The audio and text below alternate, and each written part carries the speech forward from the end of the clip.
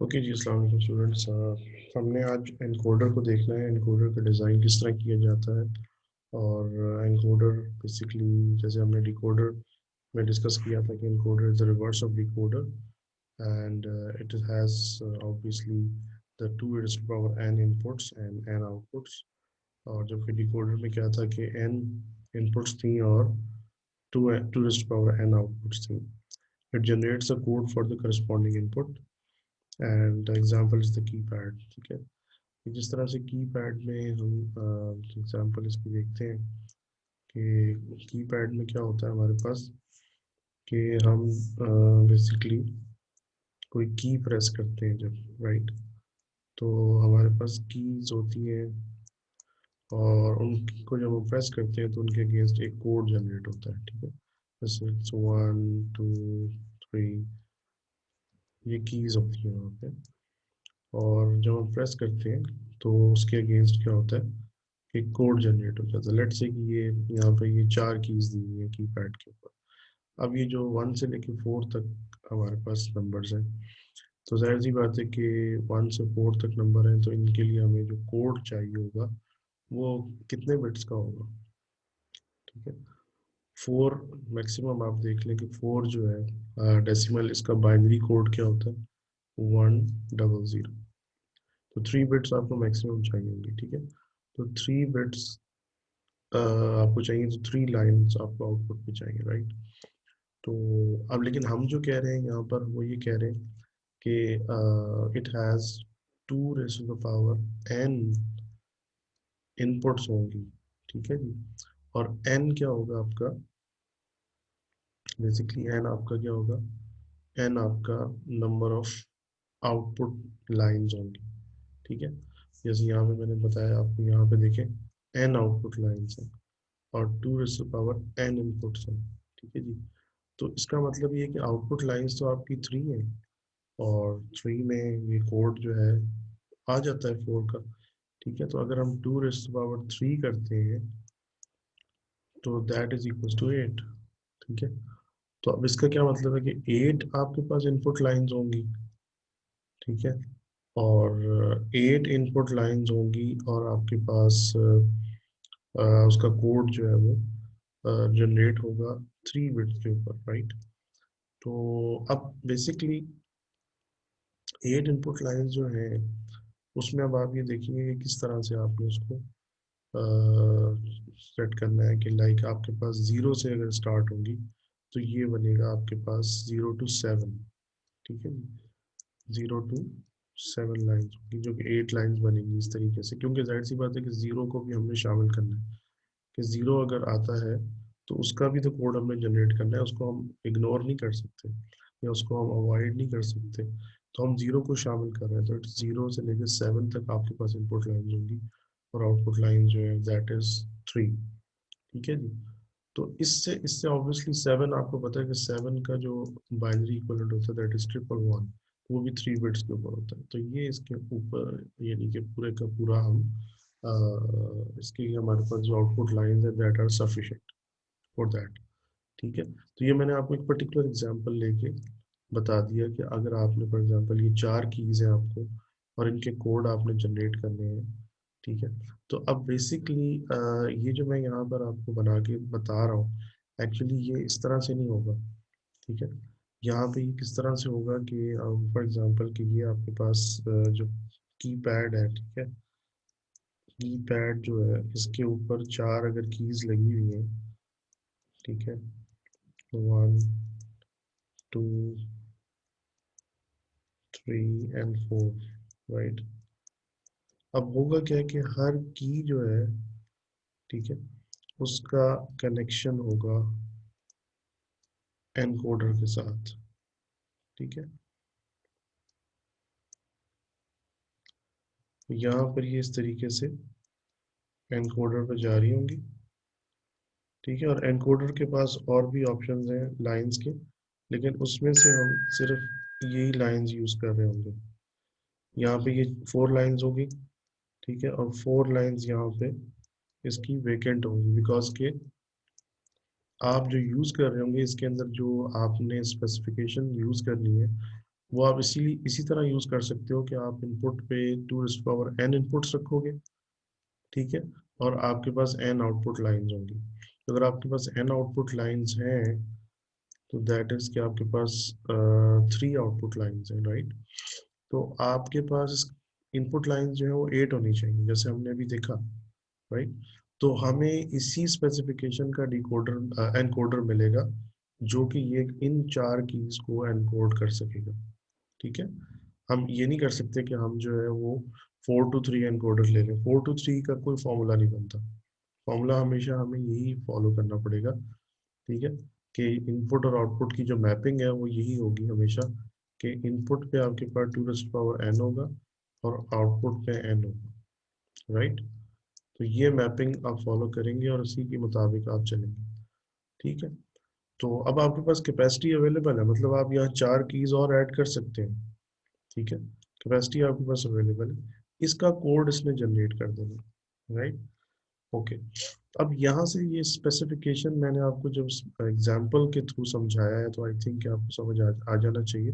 अब हम इसके डिज़ाइन की तरफ जाते हैं कि अब इसके अंदर क्या होगा, ठीक है ना। इसका सर्किट क्या है, तो अभी हमने ब्लॉक देखा है ना, और उसकी फंक्शनैलिटी को डिस्कस किया है कि ये एक्चुअली करेगा क्या, ठीक है। अब इसके अंदर क्या होगा, इसका जो डिजिटल सर्किट है वो क्या होगा, किस तरीके से होगा। तो उसके अंदर फॉर एग्जांपल कि हम सिंपल थोड़ा सा लेते हैं, अभी जो 8 to 3 की हमने बात कर ली, तो अगर हम बात करें 4 to 2 एनकोडर की, ठीक है। 4 to 2 एनकोडर में क्या मतलब है कि आपके पास ये एन है और ये आपके पास 2 n है, ठीक है ना। यानी आपके पास अगर n जो है इज इक्वल्स टू 2 है तो 2 n क्या हो जाएगा, 4 हो जाएगा, ठीक है।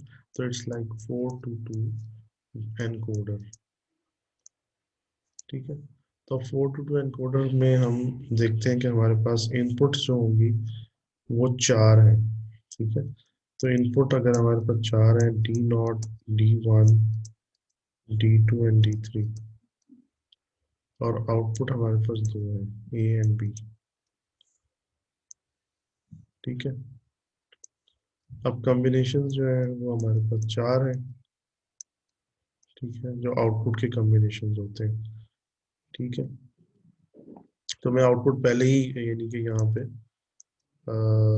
पहले ही मैं यहाँ पे आउटपुट बता रहा हूँ, हालांकि मुझे पहले इनपुट बतानी चाहिए थी, लेकिन मैंने अपनी सिंप्लिसिटी के लिए यहाँ पे आउटपुट को पहले ही मैंने स्पेसिफाई कर दिया। तो लाइक अगर आपके पास D0 पे 1 आता है तो इसका जो कोड जनरेट होगा दैट इज 0 0, और बाकी सब 0 होने चाहिए, ठीक है। सो एट ए टाइम आपके पास कोई एक इनपुट एक्टिव होनी चाहिए, ठीक है। D0 पे अगर 0 है, D1 पे 1 होगा, बाकी सब 0 होंगे, तो इनका कोड जो है वो ये 0 1 जनरेट हो जाएगा। इसी तरह से आपके पास अगर D2 पे 1 है, ठीक है, D3 पे 0 है तो उसका कोड 1 0, इसी तरह से बाकी सब 0 है, D3 1 है तो उसका कोड जो है वो 1 1 जनरेट हो जाएगा, ठीक है जी। तो अब इसको हमने जाहिर सी बात है इसका जो सर्किट है वो भी बनाना है, तो हम इसकी आउटपुट्स को देख लेते हैं कि किस तरह हम इसकी आउटपुट को इक्वेशंस हमें चाहिए होंगी बेसिकली, या हम के मैप पे इसको लेके जाते हैं, अगर देखते हैं किस तरह से हम इसको कर सकते हैं, ठीक है।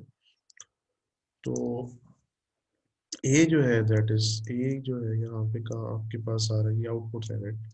तो ए आपके पास 2 जगह पे 1 आ रहा है, ठीक है। तो उसके अगेंस्ट जब आप यहाँ देखते हैं जो इनपुट कॉम्बिनेशन है आपके पास, तो इसमें आपके पास सिर्फ D2 जो है वो 1 आता है, ठीक है। तो इसका मतलब क्या है, इसका मतलब ये है कि जो D2 की वजह से ही आपका जो ए आउटपुट है वो 1 हो रही है, ठीक है, और इसमें कोई फैक्टर इन्वॉल्व नहीं हो रहा, इसमें सिर्फ और सिर्फ ए जो आउटपुट आपकी एक्टिव है या 1 है, वो इस वजह से 1 है कि D2 1 है, ठीक है। तो आप सिंपली यहाँ पर इसको D2 को मेंशन कर सकते हैं, प्लस जो है क्योंकि एसओपी हम बना रहे हैं, तो प्लस ए और किस जगह पे 1 है, जाके यहाँ पे 1 है। इसके अगेंस्ट यहाँ देखें कि आपके इनपुट कॉम्बिनेशन में D3 जो है वो 1 है। इसका मतलब ये हुआ कि इस रो में, ठीक है, या इस इनपुट कॉम्बिनेशन में सिर्फ D3 1 है जिसकी वजह से आउटपुट 1 आ रही है, तो इसको हम इसमें ऐड अप कर देते हैं, ठीक है। तो इट्स वेरी सिंपल कि आपको बजाय इसके कि आप ये पूरी की पूरी इनपुट कॉम्बिनेशन ले, लाइक D3 बार, D2, D1 बार, D डॉट बार, और फिर अगले में भी जाएं आप, ठीक है, और अगले में जाके फिर आप करें कि D+D3, D2 bar, D1 bar and D not bar, ठीक है। तो ये करने की आपको ज़रूरत नहीं है, क्योंकि बिकॉज कि आपके पास जो एक इस रो में सिर्फ एक वन है, तो ये यही बता रहा है कि ये D2 ही कंट्रीब्यूट कर रहा है आउटपुट में, ठीक है। इसी तरह यहाँ पे ये D3 ही कंट्रीब्यूट कर रहा है आउटपुट के लिए, तो हम सिंपली इसको एसओपी इसकी बना लेंगे, राइट। इसी तरह बी के लिए हम क्या करेंगे, बी के लिए भी जाहिर सी बात है कि हम देख सकते हैं कि यहाँ पे D1 जो है वो कंट्रीब्यूट कर रहा है, और फिर यहाँ पर अगर आप पहले इसको देखा फिर हम इसको देखते हैं, इसमें D3 कंट्रीब्यूट कर रहा है। तो सिंपल इज दैट, ये दो हमारे पास इक्वेशंस आ गई, इनको देख के हम बड़ी आसानी से अपना सर्किट जो है वो बना सकते हैं। यहाँ पे आप देखें कि कोई इन्वर्टर जो है इन्वॉल्व नहीं है, इसलिए हमें इन्वर्टेड इनपुट्स लेने की ज़रूरत नहीं है। सॉरी, यहाँ पे इसको एक सेकेंड, हमें इसको यहाँ पे सारी इनपुट्स को जो है वो लेना पड़ेगा, इस पे रेज कर देते हैं।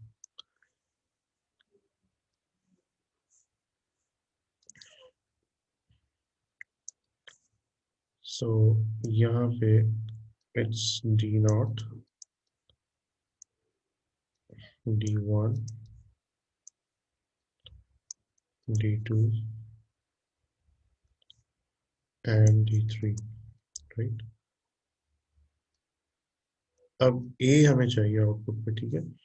ए के लिए हमें क्या करना है, D2 को लिया हमने, और यहाँ से हमने D3 को लिया, और इनको हमने क्या कर दिया, एक और गेट से गुजारा, और यहाँ से हमें ये ए मिल गया, ठीक है। और बी कैसे मिलेगा हमें, बी हमें मिलेगा जी D1 एंड D3 से, और इनको हमने एक और गेट से गुजार दिया, और ये हमें मिल गया। So this is all about के हमें encoder, it's a very simple design, इसमें कोई ज़्यादा देखें अगर हम के गेट्स जो हैं यहाँ पे सिर्फ दो यूज़ हो रहे हैं, ठीक है, और ये एनकोडर हमारा बन चुका है। अगर मैं इसको पैक कर दूं एक बॉक्स में, तो ये मेरे पास इनपुट्स हैं सारी, यहाँ पे ये इनपुट लाइंस हैं जो मुझे बाहर मिल रही हैं, ठीक है, D0, D1, D2 and D3, और ये मेरी आउटपुट लाइंस हैं, ठीक है। तो ये मैं आपको बता रहा था कि 4 to 2 एनकोडर में हमारे पास चार इनपुट्स हैं, D0, D1, D2 and D3, और दो हमारे पास आउटपुट है A एंड B, ठीक है, राइट। अच्छा, इनेबल जो है, मैं अक्सर ये बात पहले एक दफ़ा मैंने बात डिस्कस की थी आपसे, कि जितनी भी डिवाइसेस हम देखेंगे उसमें एक इनेबल इनपुट ज़रूर आप देखेंगे, ठीक है। डेटा शीट अगर जब आप लैब में काम करेंगे तो डेटा शीट वहाँ पे आपको बताई जाएगी कि आप उसकी डेटा शीट देखें, जो भी आप आईसी यूज़ कर रहे हैं उसमें आप देखेंगे कि इनेबल इनपुट ज़रूर होगी। इनेबल का मतलब ये है कि जैसे मैंने बताया था कि इट्स अ मेन स्विच, घर में जैसे एक मेन स्विच होता है, अगर वो बंद हो गया तो सारे बटन बेशक ऑन हो, कोई लाइट नहीं जलेगी, ठीक है। तो इसी तरह से यानी कोई अप्लायंस जो है वो काम नहीं करेगी।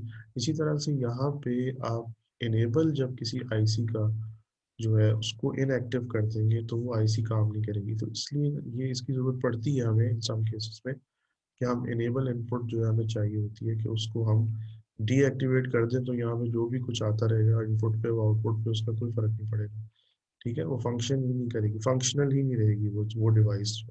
तो ये इनेबल इनपुट जो है वो होती है, और इनेबल इनपुट को आगे चल के हम देखेंगे कि हम किस तरीके से उसको यूटिलाइज करेंगे, ठीक है। ठीक है, एक्सपैंड करने के लिए हम यूज़ करते हैं, यानी फॉर एग्जांपल हमारे पास जो कंपोनेंट है, ठीक है, उसका साइज हमारे पास स्मॉल कंपोनेंट से हम बिग कंपोनेंट्स जो है वो बना सकते हैं थ्रू इनेबल इनपुट, ये आगे चल के हम देखेंगे, ठीक है। This concludes the part 1 of the encoder design.